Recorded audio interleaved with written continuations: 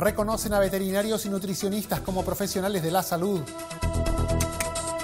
Cámara despacha Ley Día Nacional de las Juntas de Vigilancia.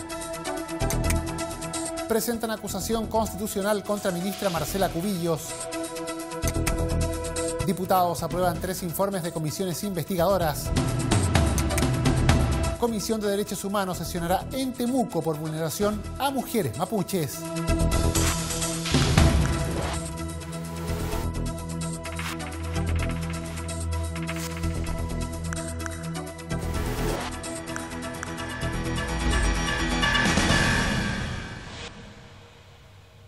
¿Cómo están? Sean bienvenidos a una nueva edición de Frecuencia Legislativa. Nos reunimos para revisar las informaciones más relevantes, los hechos que han marcado la pauta en las últimas horas aquí en la Cámara de Diputados. Partimos contándoles que la Cámara reconoce a veterinarios y a nutricionistas como profesionales de la salud. La propuesta aprobada por la Sala y enviada a segundo trámite al Senado incluye a estos profesionales en el Código Sanitario, describiendo las características de sus respectivos campos de acción.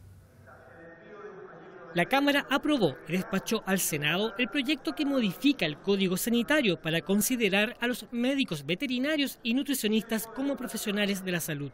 La propuesta fue aprobada por la Sala en general el pasado 11 de julio, ocasión en que fue objeto de indicaciones que obligaron a elaborar un nuevo informe, cuyos cambios fueron ratificados por la Corporación por 93 votos a favor y 4 abstenciones. El avance fue valorado por una de las autoras de las mociones que fundaron la iniciativa, la diputada Carol Cariola, en particular por reconocer una demanda de estos profesionales y distinguir claramente sus atribuciones por ley. Ellos como colegios profesionales hace mucho tiempo que vienen dando esta pelea por ser reconocidos dentro del Código Sanitario como profesionales de la salud. Hasta ahora eran profesiones, carreras profesionales que no estaban reconocidos como tal dentro del Código Sanitario, y esto le traía una serie de impedimentos para poder ejercer su carrera profesional con todas las atribuciones que de alguna manera ejercían por la vía de los hechos, pero que no estaban reconocidas como tal dentro del Código Sanitario. El respaldo fue transversal al entenderse que la propuesta regula en el Código Sanitario 2 actividades relevantes para la población, como planteó el diputado Jaime Belolio. Se incorpora hoy día a los médicos veterinarios, que tienen además un título que es exclusivamente entregado por las universidades y que dan remedio, hacen receta, entonces obviamente requería de cierta regulación también en el Código Sanitario. Lo mismo ocurre con los nutricionistas. Cada día es más importante el trabajo de la nutrición en la calidad de vida de las personas, por supuesto, no solo en cómo combatir, digamos, la obesidad, sino que en sentirnos bien, en estar bien, en poder desempeñarnos bien.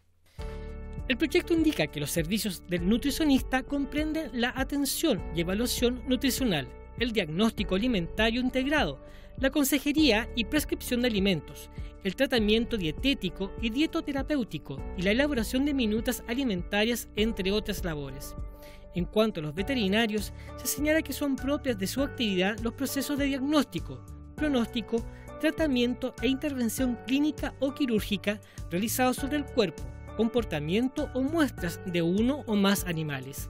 Asimismo, les compete la inspección sanitaria de productos y subproductos de origen animal, actuando en la prevención, control o erradicación de enfermedades con posibles consecuencias directas o indirectas en la salud pública. La Cámara despachó a ley el Día Nacional de las Juntas de Vigilancia. La iniciativa, originada en una moción parlamentaria, fija el 20 de marzo de cada año como el Día Nacional de las Juntas de Vigilancia Rural y Desarrollo. En condiciones de convertirse en ley de la República quedó la moción que establece el 20 de marzo de cada año como el Día Nacional de las Juntas de Vigilancia Rural y Desarrollo, fecha que recuerda la conformación de la primera de ellas. La propuesta, cuyo informe fue rendido por el diputado Jorge Ratjev, tiene por objeto reconocer la labor que desarrollan las juntas de vigilancia rural, que desde la década de los 80 surgieron para desincentivar la comisión del delito de abigeato en los sectores rurales de la región de la Araucanía. Compartimos el hecho de que se destine el 20 de marzo de cada año como el Día Nacional de las Juntas de Vigilancia Rural y de Desarrollo. Las juntas de vigilancia surgieron en la región de Araucanía, entre otras cosas, por el tema del abigeato, pero finalmente se fueron extendiendo también a todo lo que significa la ayuda a los miembros de la misma Junta de Vigilancia, a combatir incendios forestales, tener contacto con carabineros, con investigaciones, con bomberos. Es el reconocimiento a esa labor que desarrollan humildemente muchas personas tendientes a dar mayor seguridad a su propio entorno agrícola, que hoy día uno de los principales ahorros que tienen nuestros agricultores son su ganado, sus vaquitas, ¿no es cierto?, sus terneros, sus ovejas, y cada vez que resultan afectados producto de este delito de abigeato, que es el robo de animales, claramente también repercute en su propio bolsillo. Por lo tanto, hay que reconocer esto. El texto al que también se refirió el diputado Ricardo Celis destaca además que las juntas de vigilancia rural realizan una noble y arriesgada labor, ya que para cumplir con su objetivo principal, esto es evitar el abigeato, sus integrantes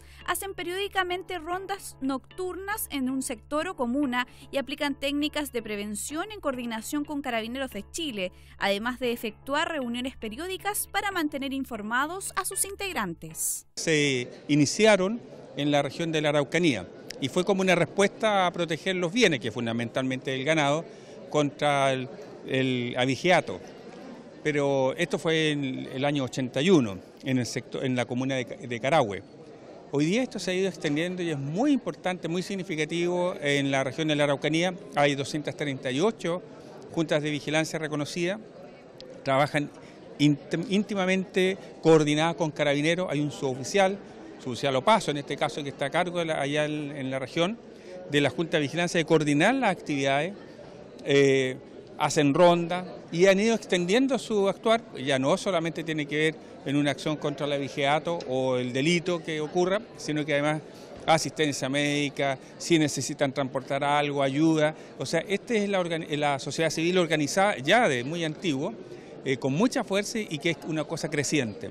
Son muy valiosas y yo creo que el hecho que se instaure, se reconozca por medio de un día a la Junta de Vigilancia es una cosa bastante justa. Según un catastro realizado en junio del año 2018 por la Intendencia Regional de la Araucanía, actualmente existen 238 juntas de vigilancia rural, lo que demuestra que ha sido un modelo de organización replicado por los habitantes de los sectores rurales, debido a la efectividad en el combate y prevención de delitos.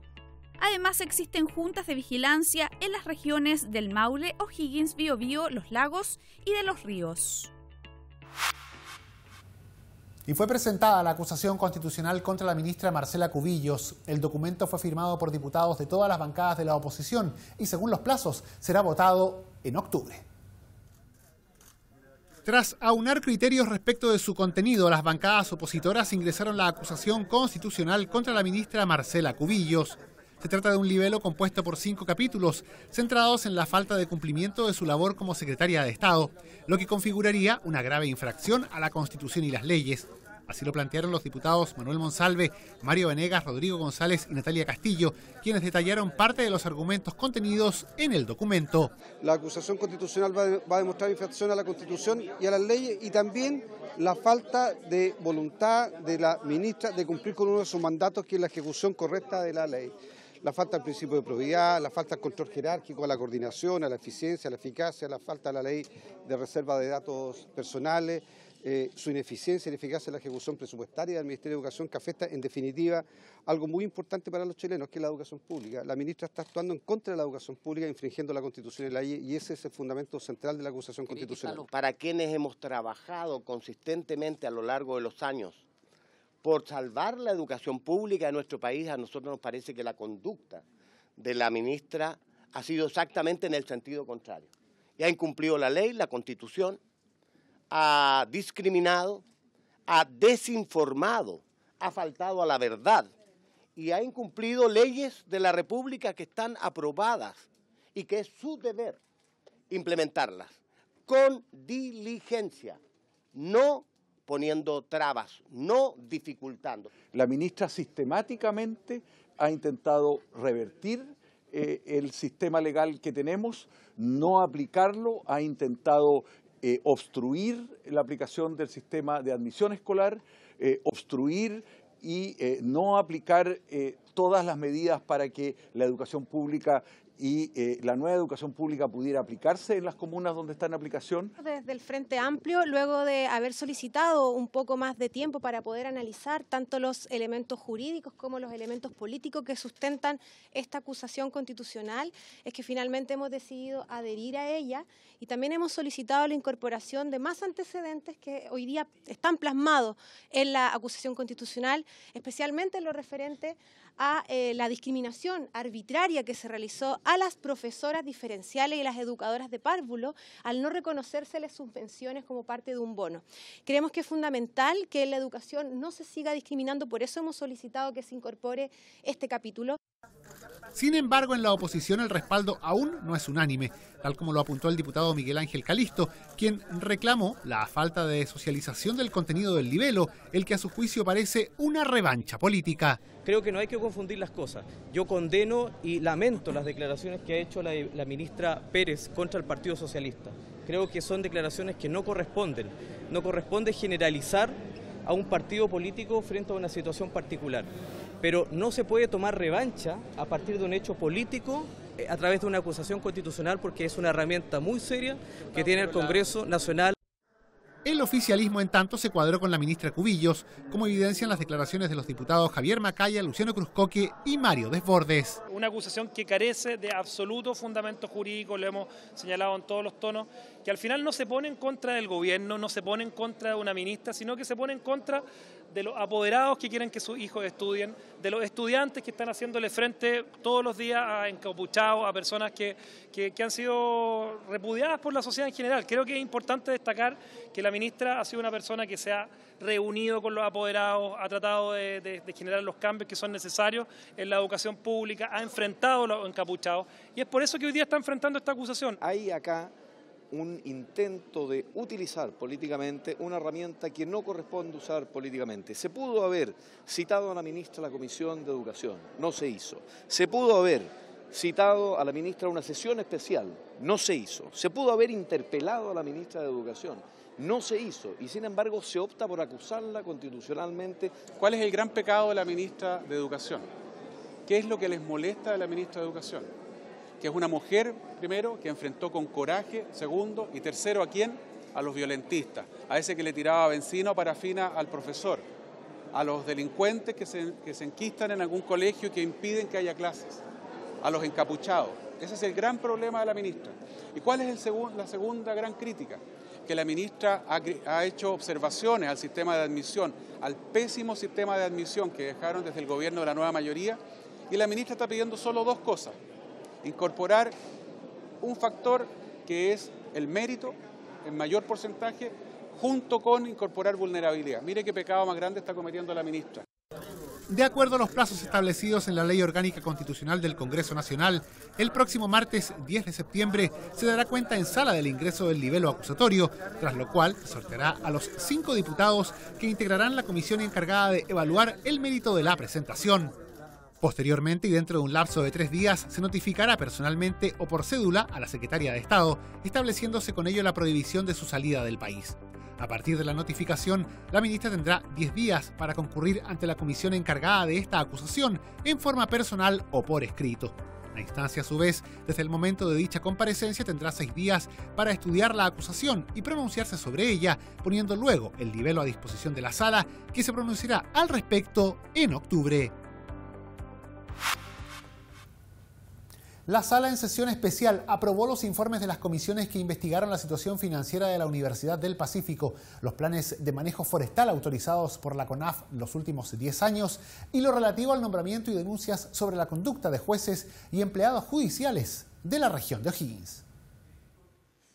El primero de los 3 informes analizados, referido a los actos de los organismos públicos relacionados con la actual situación financiera de la Universidad del Pacífico, fue aprobado por 107 votos a favor y 5 abstenciones.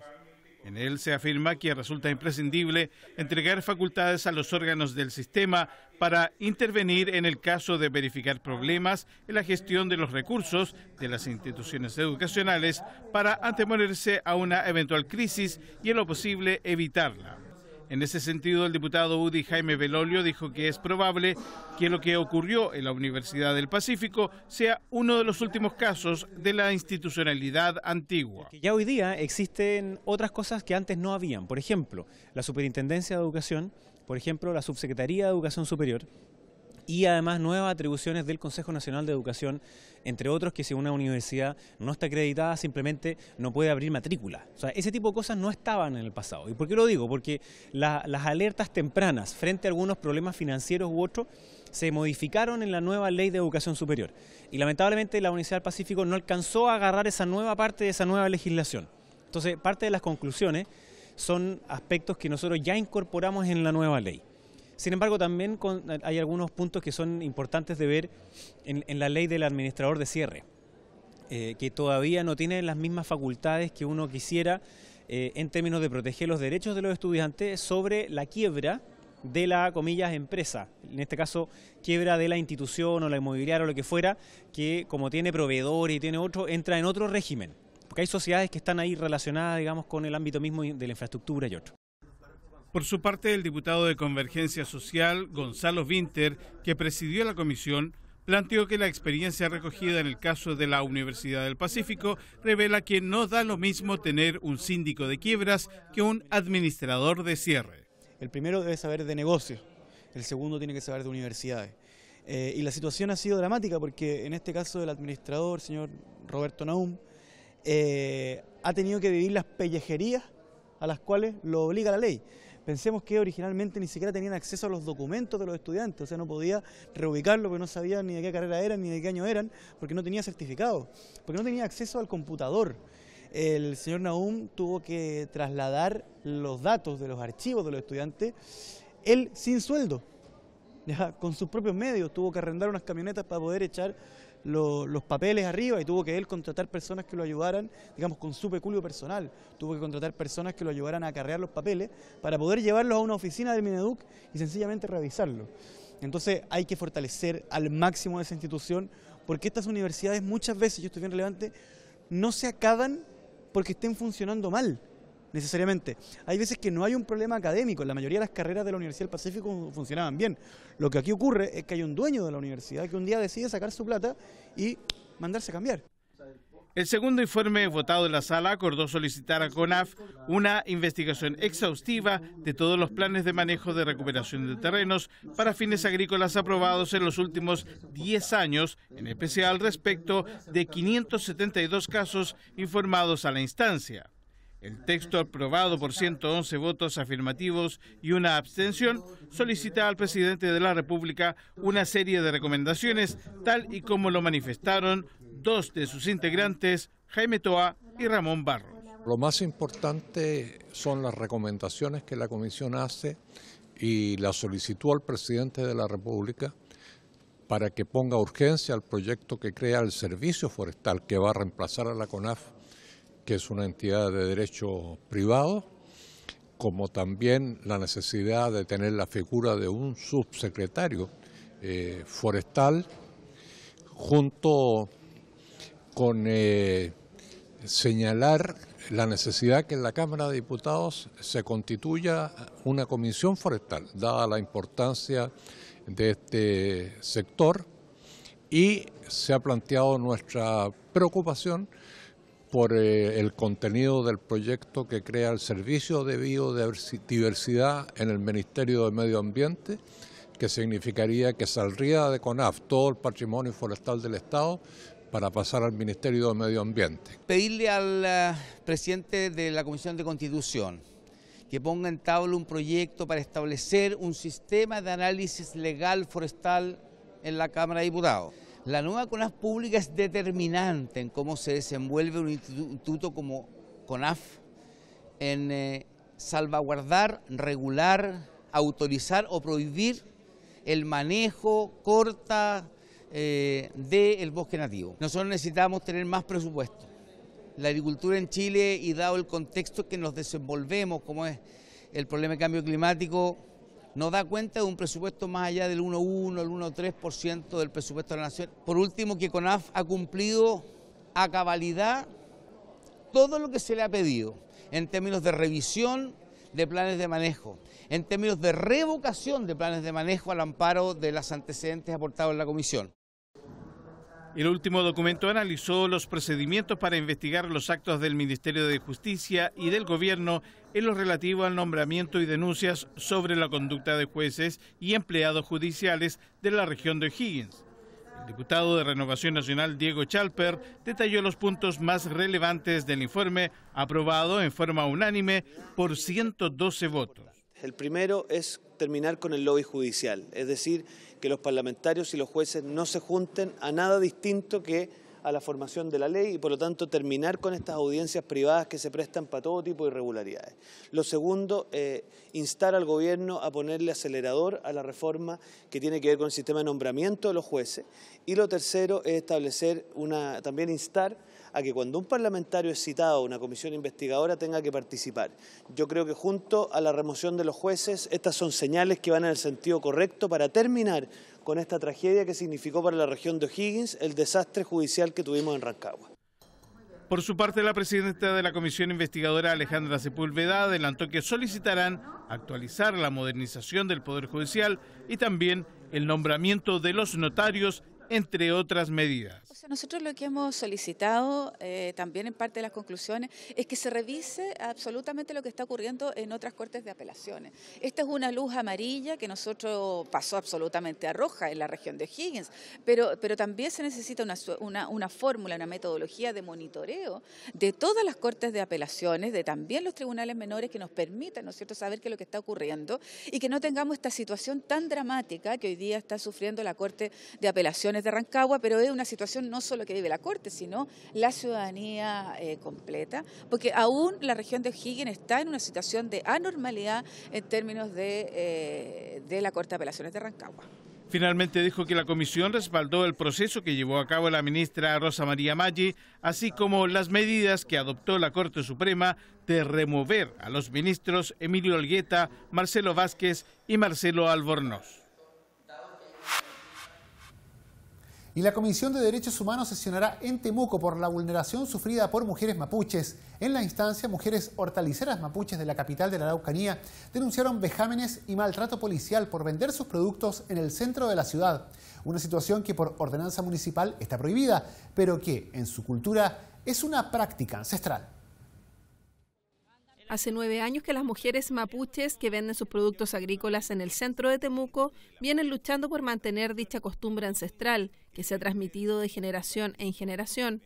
Sin embargo, la ordenanza municipal adoptada por el alcalde Miguel Becker ha sido implacable con ellas, por lo que continuamente son reprimidas por fuerzas especiales de carabineros. Por ello, 2 asociaciones indígenas que representan a 52 mujeres productoras y emprendedoras vinieron a la Comisión de Derechos Humanos a denunciar que son tratadas como delincuentes y a solicitar el respeto de su cultura y el derecho al trabajo, como lo explicaron Yolanda Yanquitur de la asociación Kelutomogüen y Rosa Martínez Pichún de Folil Mapu. Y nosotras estamos aquí a la resistencia porque ya nos cansamos de seguir escuchando la palabra no. Queremos una solución. Por eso llegamos hasta acá, para que tengamos por el convenio 119 algún derecho que queremos que podamos lograr. Estamos cansadas de los maltratos. Los diputados puedan interceder y tratar de buscar un diálogo también, porque se están violando varios derechos humanos acá, donde nosotros somos violentadas con fuerzas especiales, con lacrimógenas, y yo creo que eso es injusto también porque nosotros somos conservadores de nuestra cultura, nuestras raíces, y nosotros queremos preservar lo que es nuestra cultura en el tema de los motes, la harina tostada, y yo creo que eso es lo que tiene que preservarse en la Araucanía, porque nosotros somos de la Araucanía, nosotros somos mujeres esforzadas, luchadoras. El abogado asesor de las hortaliceras mapuche, Jaime Madariaga, explicó que no hubo consulta indígena respecto al convenio 169 de la OIT, por lo que optaron por presentar un recurso ante la Corte Interamericana de Derechos Humanos. Temuco, entre otras cosas, se fundó ahí porque ahí había trueque, comercio. Y él pretende, con un decreto alcaldicio, terminar con esta costumbre ancestral. Lo hizo sin cumplir con el convenio 169, no hubo consulta indígena, lo pudo hacer fácilmente, no lo hizo. Y la verdad es que un acto de autoritario que no tiene ningún sentido, y cuando no se consulta conforme al convenio 169, existiendo la obligación de hacerlo, se vulnera un derecho humano esencial. y por eso la Comisión Interamericana debe conocer esta materia. Las y los parlamentarios acogieron el llamado de las mujeres mapuche de Temuco, coincidiendo en la necesidad de diálogo y de no considerarlas igual a otros vendedores ambulantes. Según lo expresaron los diputados por la Araucanía Norte, Andrea Parra, y por Temuco, Andrés Molina. Ellas producen sus verduras y sus productos propios, los huevos de gallinas coyonca, el mote, la harina tostada, y la venden en el centro de Temuco. Sin embargo, ellas han sido tratadas de manera igualitaria al comercio ambulante, han sido sacadas con fuerzas especiales y violentadas en sus derechos, aun cuando el Estado de Chile ha suscrito convenios internacionales donde los derechos ancestrales deben ser defendidos, protegidos y cuidados, particularmente los de las mujeres indígenas. Tienen ahí antecedentes claros de que son personas que llevan trabajando en el centro de Temuco muchos años, y por otro lado ellas tienen sus propios productos, es decir, no son comerciantes. Eso ya está demostrado a través de un estudio que hizo el propio municipio, y por lo tanto también después se puede fiscalizar, de tal manera que si alguna incumple esa condición, bueno, ya pierde su derecho. Yo creo que hay que avanzar en este diálogo y no terminar a palos, como se dice en un buen chileno, en una situación que claramente no le ayuda a nadie. No es una buena foto para la Araucanía, no es una buena foto para Chile y menos para nuestros pueblos originarios. En la sesión se tomaron varios acuerdos como sesionar en la Araucanía, según explicó la presidenta de la instancia, diputada PS Emilia Nullado. Ha sido también importante que diversos diputados y diputadas se comprometan en sesionar en la Araucanía y al mismo tiempo de realizar los oficios respectivos, donde debe haber un pronunciamiento de la Contraloría respecto a si aplica o no aplica el convenio 169 cuando las ordenanzas de parte del alcalde y del Consejo Municipal han transgredido los derechos y han vulnerado los derechos de las mujeres, que lo único que solicitan es que ellas puedan vender pacíficamente los productos que ellas solas preparan permanentemente en sus territorios. Asimismo, la Comisión de Derechos Humanos acordó citar a carabineros por la aplicación desmedida de la fuerza policial en el centro de Temuco, incluso con las ñañas o mujeres mapuche de la tercera edad. Y llegamos al final de la presente edición de Frecuencia Legislativa. Agradecemos su compañía y les recordamos que todas estas noticias están disponibles para descarga en el www.cámara.cl. Gracias por habernos acompañado. Siga junto a Cámara de Diputados Televisión.